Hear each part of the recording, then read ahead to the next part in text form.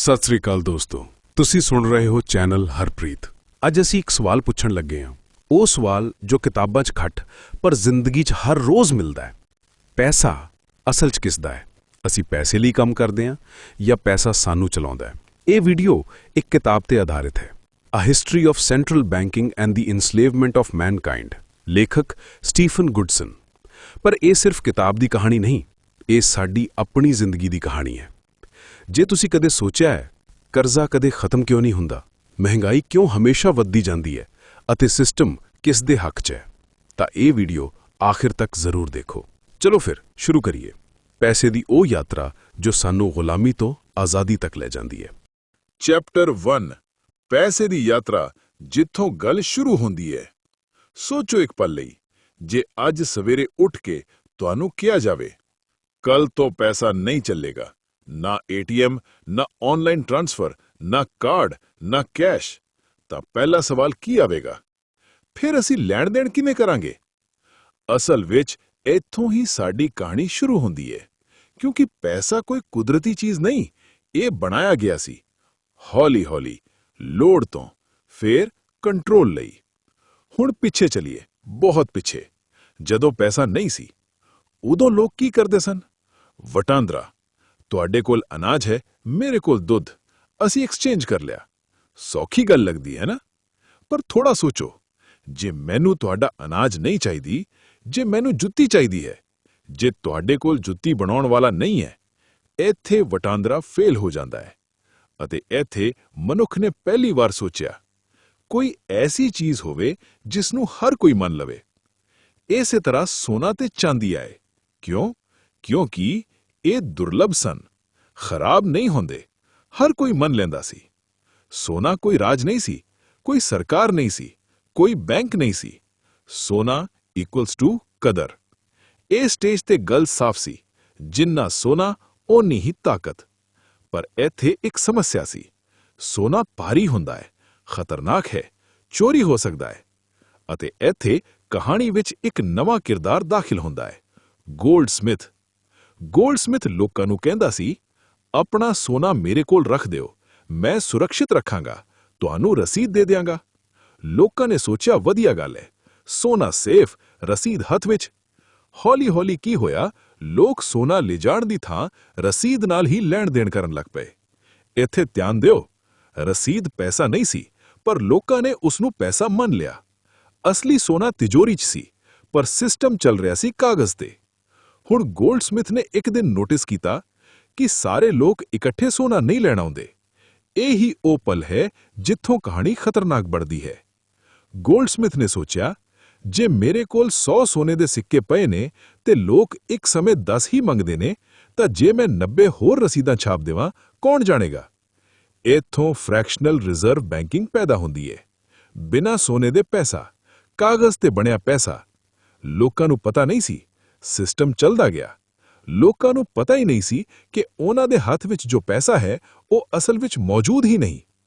ਪਰ ਸੋਚੋ, ਜੇ ਸਾਰੇ ਲੋਕ ਇਕੱਠੇ ਆ ਜਾਣ, ਜੇ ਪੈਨਿਕ ਹੋ ਜਾਵੇ, ਉਦੋਂ ਸਿਸਟਮ ਡਿੱਗ ਜਾਂਦਾ ਹੈ। ਇਸ ਤਰ੍ਹਾਂ ਸੁਨਿਆਰੇ ਅਸਲ ਵਿੱਚ ਬੈਂਕਰਾਂ ਵਿੱਚ ਬਦਲ ਗਏ। ਪਰ ਜਦੋਂ ਬੈਂਕਰਾਂ ਨੂੰ ਇਸ ਦਾ ਫਾਇਦਾ ਸਮਝ ਆਇਆ, ਤਾਂ ਕਹਾਣੀ ਪੂਰੀ ਤਰ੍ਹਾਂ ਬਦਲ ਗਈ।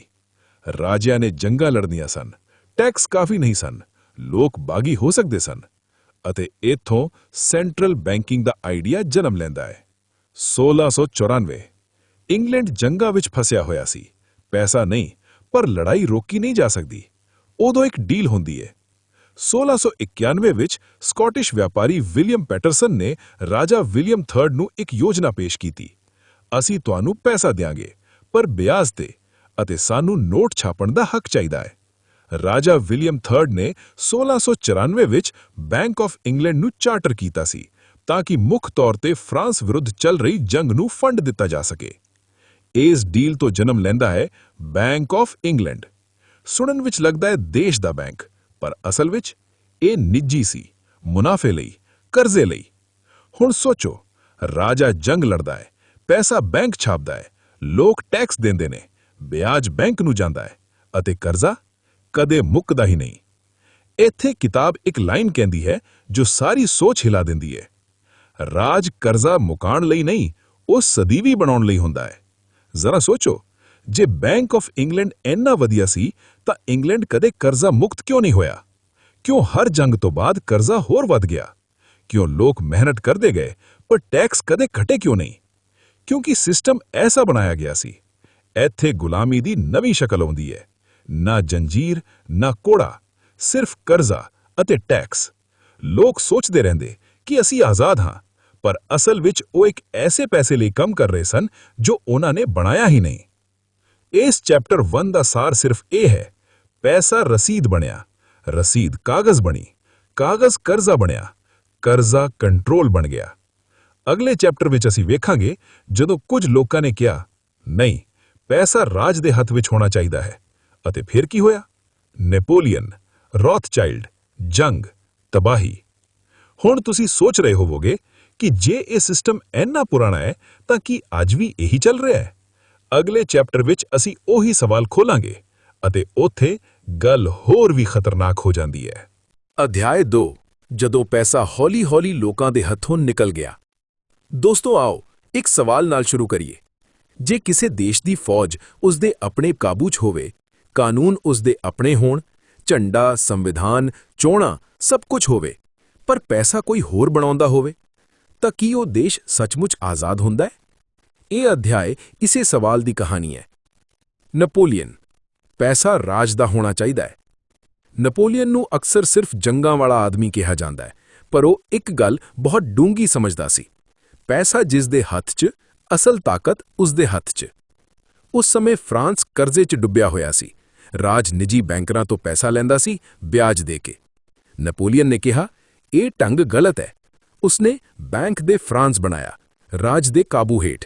ਇਸ ਦਾ ਮਤਲਬ ਪੈਸਾ ਸਰਕਾਰ ਬਣਾਉਂਦੀ, ਵਿਆਜ ਬੈਂਕਰਾਂ ਨੂੰ ਨਹੀਂ ਜਾਂਦਾ। ਸੜਕਾਂ, ਪੁਲ, ਫੌਜ ਕਰਜ਼ੇ ਨਾਲ ਨਹੀਂ, ਰਾਜ ਦੇ ਪੈਸੇ ਨਾਲ। ਨੈਪੋਲੀਅਨ ਨੇ ਕਿਹਾ, ਪੈਸਾ ਰਾਜ ਦੀ ਸੇਵਾ ਕਰੇਗਾ, ਰਾਜ ਪੈਸੇ ਦੀ ਨਹੀਂ। ਫਰਾਂਸ ਮਜ਼ਬੂਤ ਹੋਇਆ। ਸਟੇਟ ਬੈਂਕਿੰਗ ਕੰਮ ਕਰ ਰਿਹਾ ਸੀ, ਸਿਸਟਮ ਚੱਲਿਆ। ਪਰ ਇਹ ਮਾਡਲ ਖਤਰਨਾਕ ਸੀ, ਕਿਉਂਕਿ ਜੇ ਹਰ ਦੇਸ਼ ਇਹ ਕਰ ਲੈਂਦਾ ਤਾਂ ਨਿੱਜੀ ਬੈਂਕਰਾਂ ਦੀ ਤਾਕਤ ਖਤਮ ਹੋ ਜਾਂਦੀ। ਹੁਣ ਇੱਥੇ ਸਵਾਲ ਆਉਂਦਾ ਹੈ, ਫਿਰ ਨੈਪੋਲੀਅਨ ਹਾਰਿਆ ਕਿਉਂ? ਸਾਨੂੰ ਸਕੂਲ 'ਚ ਦੱਸਿਆ ਜਾਂਦਾ ਹੈ, ਰਸ਼ੀਆ ਦੀ ਠੰਡ, ਗਲਤ ਫੌਜੀ ਫੈਸਲੇ। ਪਰ ਕਿਤਾਬ ਇੱਥੇ ਇੱਕ ਅਨਕੰਫਰਟੇਬਲ ਗੱਲ ਕਹਿੰਦੀ ਹੈ। ਉਹ ਕਹਿੰਦੀ ਹੈ, ਨੈਪੋਲੀਅਨ ਸਿਰਫ ਬੈਟਲਫੀਲਡ 'ਚ ਨਹੀਂ ਹਾਰਿਆ, ਉਹ ਫਾਈਨੈਂਸ਼ੀਅਲ ਸਿਸਟਮ ਨਾਲ ਟਕਰਾ ਕਰਕੇ ਹਾਰਿਆ। ਨੈਪੋਲੀਅਨ ਤੋਂ ਬਾਅਦ ਕਹਾਣੀ ਕਿਸੇ ਇੱਕ ਰਾਜ ਦੀ ਨਹੀਂ ਰਹੀ। ਇਹ ਕਹਾਣੀ ਹੁਣ ਨੈਟਵਰਕਾਂ ਦੀ ਬਣ ਗਈ। ਇੱਥੇ ਦਾਖਲ ਹੁੰਦਾ ਹੈ ਇੱਕ ਨਾਂ, ਰੌਥਚਾਈਲਡ। ਰੌਥਚਾਈਲਡ ਨੂੰ ਸਿਰਫ ਪਰਿਵਾਰ ਨਾ ਸਮਝੋ, ਇਹ ਇੱਕ ਇੰਟਰਨੈਸ਼ਨਲ ਫਾਈਨੈਂਸ਼ੀਅਲ ਨੈਟਵਰਕ ਸੀ। ਯੂਰਪ ਦੇ ਵੱਖ-ਵੱਖ ਸ਼ਹਿਰਾਂ ਵਿੱਚ, ਲੰਡਨ, ਪੈਰਿਸ, ਵੀਏਨਾ, ਫਰੈਂਕਫਰਟ, ਇੱਕ ਪਰਿਵਾਰ ਜਿਸ ਕੋਲ ਨਾ ਰਾਜ ਸੀ ਨਾ ਫੌਜ, ਪਰ ਹਰ ਜੰਗ ਦੇ ਨੇੜੇ। ਇਹ ਪਰਿਵਾਰ ਜੰਗ ਨਹੀਂ ਲੜਦਾ ਸੀ, ਇਹ ਜੰਗਾਂ ਨੂੰ ਪੈਸਾ ਦਿੰਦਾ ਸੀ। ਉਹਨਾਂ ਦਾ ਸਿਧਾਂਤ ਸਿੱਧਾ ਸੀ, ਜਿੱਥੇ ਜੰਗ ਉੱਥੇ ਕਰਜ਼ਾ, ਜਿੱਥੇ ਕਰਜ਼ਾ ਉੱਥੇ ਵਿਆਜ, ਜਿੱਥੇ ਵਿਆਜ ਉੱਥੇ ਕਾਬੂ। ਹਰ ਜਗ੍ਹਾ ਇੱਕ ਹੀ ਖੇਡ। ਜੰਗ ਛਿੜੀ, ਦੋਹਾਂ ਪਾਸਿਆਂ ਨੂੰ ਪੈਸਾ। ਕੌਣ ਜਿੱਤੇਗਾ ਇਹ ਸੈਕੰਡਰੀ ਸੀ, ਕਰਜ਼ਾ ਪ੍ਰਾਇਮਰੀ ਸੀ। ਸੋਚੋ, ਜੰਗ 'ਚ ਦੇਸ਼ ਹਾਰ ਜਾਂਦੇ ਨੇ, ਸਰਹੱਦਾਂ ਬਦਲ ਜਾਂਦੀਆਂ ਨੇ, ਪਰ ਕਰਜ਼ਾ ਉਹ ਜਿਉਂ ਦਾ ਤਿਉਂ ਰਹਿੰਦਾ ਹੈ, ਕਈ ਵਾਰ ਹੋਰ ਵੱਧ ਜਾਂਦਾ ਹੈ। ਹੁਣ ਅਮਰੀਕਾ ਵੱਲ ਚੱਲਦੇ ਹਾਂ। ਆਜ਼ਾਦੀ ਦੀ ਜੜ ਵਿੱਚ ਪੈਸਾ।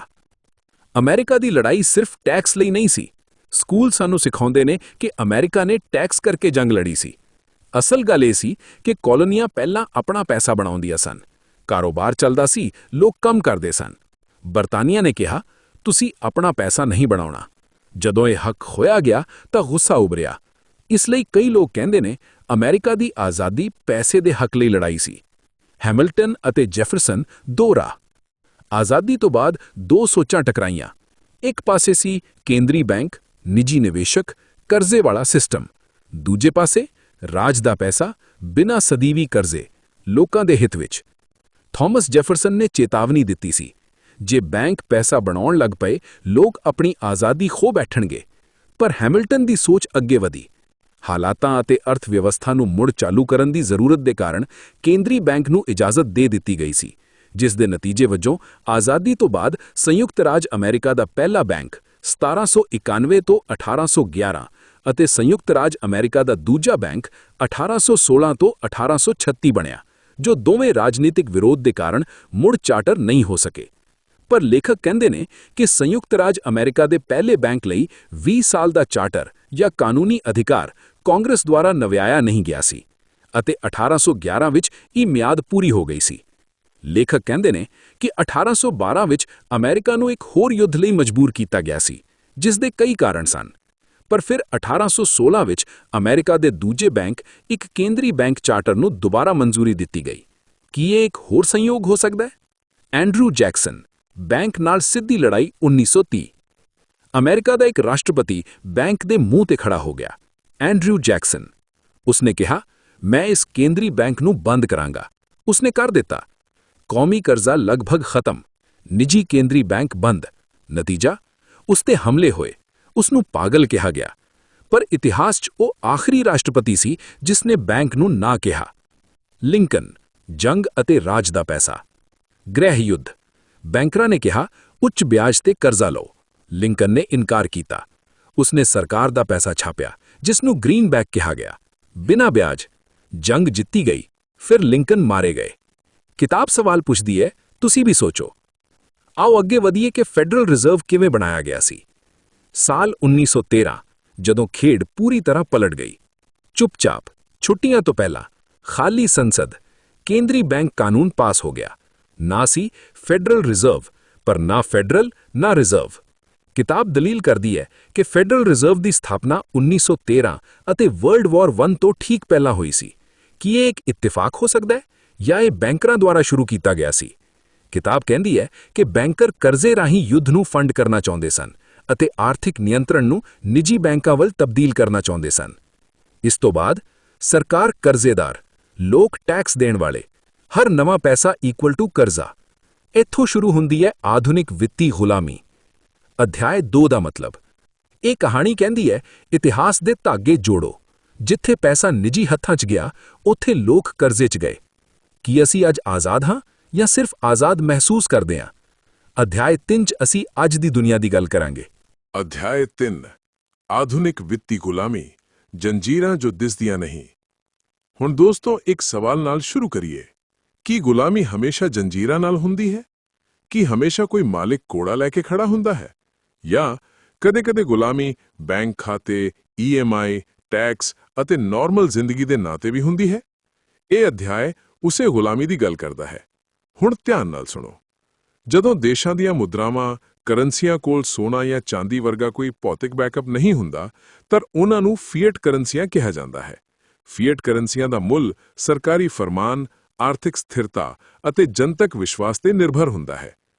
ਅੱਜ ਦੀ ਦੁਨੀਆ ਦੀਆਂ ਜ਼ਿਆਦਾਤਰ ਆਧੁਨਿਕ ਮੁਦਰਾਵਾਂ, ਜਿਨ੍ਹਾਂ ਵਿੱਚ USD, ਯੂਰੋ, ਭਾਰਤੀ ਰੁਪਏ ਆਦਿ ਸ਼ਾਮਿਲ ਹਨ, ਫੀਐਟ ਹਨ, ਜੋ ਕੇਂਦਰੀ ਬੈਂਕਾਂ ਨੂੰ ਅਰਥ ਵਿਵਸਥਾਵਾਂ ਦਾ ਪ੍ਰਬੰਧਨ ਕਰਨ ਦੀ ਆਗਿਆ ਦਿੰਦੀਆਂ ਹਨ। ਪਰ ਜੇਕਰ ਕਾਗਜ਼ੀ ਮੁਦਰਾਵਾਂ ਜ਼ਿਆਦਾ ਛਾਪੀਆਂ ਜਾਂਦੀਆਂ ਹਨ ਜਾਂ ਜ਼ਿਆਦਾ ਉਤਪਾਦਨ ਕੀਤਾ ਜਾਂਦਾ ਹੈ, ਤਾਂ ਅਰਥ ਵਿਵਸਥਾਵਾਂ ਵਿੱਚ ਹਾਈਪਰ ਇਨਫਲੇਸ਼ਨ ਦਾ ਜੋਖਿਮ ਹੁੰਦਾ ਹੈ। ਆਓ ਅਗਲੀ ਚਰਚਾ ਵੱਲ ਵਧਦੇ ਹਾਂ। 2007-08 ਦਾ ਕ੍ਰੈਸ਼, ਜਦੋਂ ਇਤਿਹਾਸ ਫਿਰ ਤੋਂ ਦੁਹਰਾਇਆ ਗਿਆ। 2008 ਘਰ, ਨੌਕਰੀਆਂ, ਪੈਨਸ਼ਨ, ਸਭ ਕੁਝ ਹਿਲ ਗਿਆ। ਲੋਕ ਪੁੱਛ ਰਹੇ ਸਨ, ਇਹ ਅਚਾਨਕ ਕੀ ਹੋ ਗਿਆ? ਪਰ ਕਿਤਾਬ ਕਹਿੰਦੀ ਹੈ, ਇਹ ਅਚਾਨਕ ਨਹੀਂ ਸੀ। ਜਿਵੇਂ 1929 'ਚ ਹੋਇਆ ਸੀ, ਉਹੀ ਤਰੀਕਾ। ਪਹਿਲਾ, ਸਸਤਾ ਕਰਜ਼ਾ। ਹਰ ਕਿਸੇ ਨੂੰ ਘਰ, ਹਰ ਕਿਸੇ ਨੂੰ ਕਾਰ।